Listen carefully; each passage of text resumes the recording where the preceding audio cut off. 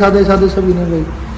तो अपनी 18 भुजा की माता जी की मूर्त आई है, स्वरूप आया माँ का, तो उनकी मूर्ति स्थापना है।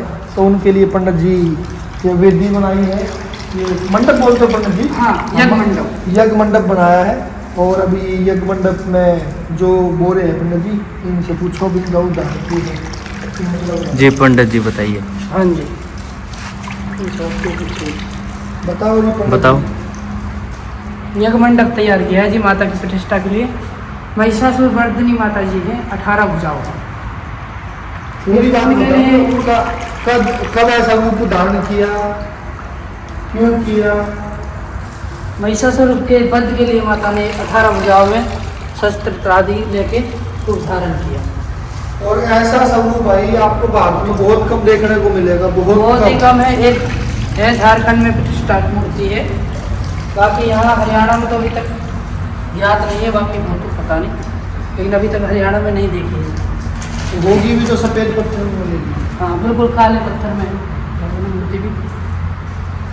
ये और बड़ा सौम्य रूप है माँ का, आपको दिखाते हैं, बाद में दिखाएंगे। बड़ा सौम्य हंसते हुए और 18 भुजाओं को देखोगे तो डर जाओगे, और मुंह को देखोगे तो भैया हंसोगे। प्यार आएगा माँ को। तो पंडित जी जो बोले का क्या तात्पर्य है वो बताओ।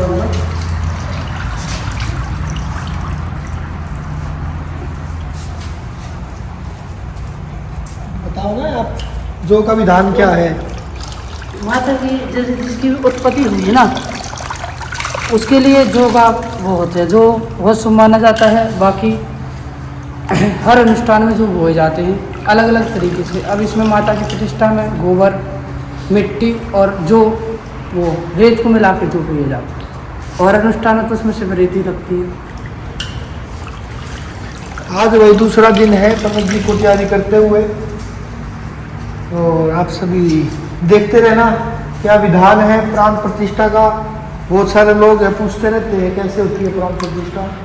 तो भाई ये भक्ति और मंत्र उच्चारण के द्वारा की जाती है। वास इत्यादि होंगे इसमें, अन्नवास, जलवास, फलवास, इस प्रकार वास किए जाएंगे माता के। फिर उनकी प्राण प्रतिष्ठा हुई, नेत्र मिलन होगा, साथ में भैरव जी है, हनुमान जी है, साथ में हनुमान जी, और माँ कलकत्ते वाली का एक छोटा स्वरूप, पिंडी स्वरूप भी आएगा। हाँ जी, उनकी प्राण प्रतिष्ठा होगी। उसी की तैयारी चल रही है। मेरी माता जी रुष्ट हो गई। ये वेदी बनाएंगे पंडित जी, देखो भाई ऐसे अलग अलग प्रकार की वेदी बनेगी, चावलों में कलर डाल के, नेचुरल जो कलर आते हैं उनसे। और पाटड़े समझते हो गए भाई देसी भाषा में, एक चौकी बना रखी है ओढ़ की, उस पर कपड़ा, फिर वो वेदी बनाएंगे, फिर उनकी पूजन होगा। ऐसे ही माँ में प्राण नहीं डलते। और कुछ लोगों का मानना रहेगा कि भाई पत्थर में थोड़ी प्राण डलते हैं। प्राण भाई अपने भाव से डलते हैं, मानने वाले के लिए भगवान है, ना मानने वाले के लिए पत्थर है। माता रानी सबसे पहले अपने ही स्वरूप को देखे, कितनी तेज दृष्टि होती है माता की, कि अगर किसी और को देखे इतना किसी में समझ नहीं है कि कोई माता से आँख से आँख मिला ले माता की। इसलिए नेत्र मिलन होते हैं। तो दर्पण के द्वारा माता का चेहरा सबसे पहले माता को ही दिखाया जाता है, जो प्राण प्रतिष्ठा जिसकी मूर्ति की होती है।